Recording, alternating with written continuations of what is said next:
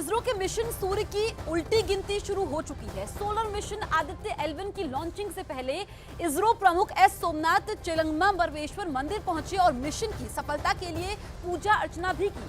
पूजा के बाद उन्होंने कहा कि आदित्य L1 को कल सुबह 11:50 पर लॉन्च किया जाएगा। मिशन की सफलता के लिए पूरे देश में दुआएं की जा रही है। कल वो तारीख है जब एक बार फिर से भारत सुनहरे अक्षरों में इतिहास लिखेगा, क्योंकि जो L1 पॉइंट तक ये यान पहुंचेगा, L1 वो पॉइंट है जहां पर पृथ्वी की ग्रेविटी खत्म होती है, सूरज की ग्रेविटी शुरू होती है। यानी कि L1 पॉइंट से जो सूरज है बिल्कुल साफ दिखेगा। और ये तस्वीरें आप देख लीजिए, क्योंकि इन्हीं की देखरेख में, सोमनाथ की देखरेख में ही ये लॉन्चिंग हो रही है। PSLV एक्सेल रॉकेट से ये जाएगा और इसके लिए पूजा अर्चना भी हो रही है। So today the countdown for PSLV C57 Aditya L1 mission is starting, and tomorrow noon time we will have the launch. That's at 11:50. Then it will take almost an hour for the satellite to reach the required location and inject. So the Aditya L1 satellite is for studying our sun, and it will take another 125 days, 125 days to travel from Earth to reach the point where the satellite will look at sun, called L1 point. So I came here to pray to Changalamba Parameshwari for getting us the strength for making this launch again. Very important launch, successful. तो कल से भारत के mission सूर्य की शुरुआत होने जा रही है और इस मिशन पर भारत के साथ साथ पूरी दुनिया की निगाहें। वैज्ञानिकों ने मिशन के लिए तैयारी पूरी कर ली है, साथ ही इसके लिए रिहर्सल भी की जा चुकी है। अब कल सुबह उस वक्त का बस इंतजार है जब इसरो इस मिशन को लॉन्च करेगा।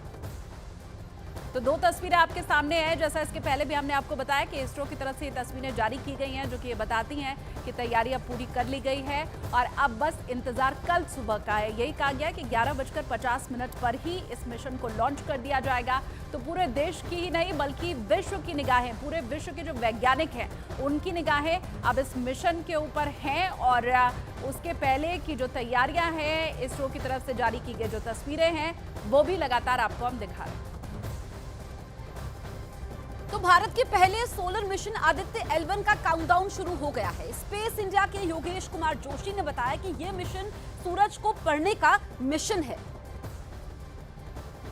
आदित्य मिशन जो शुरू में केवल धरती के आसपास घूमकर सूरज को स्टडी करने वाला था, किंतु इसरो ने सोचा कि ठीक है, इफ वी हैव टेक्नोलॉजी, हमें थोड़ा आगे जाना चाहिए और बेस्ट पॉइंट से सूरज को ऑब्जर्व करना चाहिए। इस केस में मिशन का नाम बदला गया, आदित्य साथ में जोड़ा गया L1, और L1 का मतलब है ऐसा पॉइंट जहां से सूरज को ऑब्जर्व किया जाएगा। ठीक है, तो दर्शकों के लिए हमारे पास तस्वीरें भी हैं। ये एक तस्वीर नजर आ रही है, आदित्य L1 मिशन की तस्वीर है। L1 क्यों और क्या है, अगर आप समझा पाए तो मैम, L1 जैसे L जो शब्द है वो लैग्रैंज पॉइंट के लिए बोला जाता है। तो अगर मैं बात करता हूं सूर्य और धरती, इन दोनों के बीच में कोई ऐसा पॉइंट जहां पे ग्रेविटी दोनों बॉडीज की एकदम बैलेंस हो जाए, हमारा स्पेसक्राफ्ट मिनिमम फ्यूल के साथ एक स्टेबल ऑर्बिट में रह पाए और बिना किसी रुकावट के, बिना कोई चीज सामने आए, आराम से सूरज को देख सके, वो पॉइंट है आपका L1। तो आप देखेंगे सूर्य एकदम बीच में है, ये धरती का ऑर्बिट है जिसमें आपकी धरती घूमती है। इसके साथ इन दोनों के बीच में धरती से करीब 1.5 मिलियन किलोमीटर दूर, लगभग 15 लाख किलोमीटर दूर एक पॉइंट है L1, लैग्रेंज पॉइंट। इस सिस्टम में कुल 5 पॉइंट होते हैं। हमने L1 को चुना है क्योंकि वो बिल्कुल धरती और सूरज के बीच में है और बिना किसी रोक टोक के, बिना कोई चीज बीच में आए, हमें कॉन्टिन्यूअस कवरेज दे सकता है सन का। ठीक है, मतलब किसी भी तरीके के एक्लिप्स की बात करें या कुछ और ऑब्स्टिकल नहीं आएगा अगर हम इस पॉइंट पर रहेंगे। ये तस्वीर जरा अगर आप देखें, बहुत अच्छे से इसमें समझाया गया है कि ये पूरा अर्थ का ऑर्बिट है।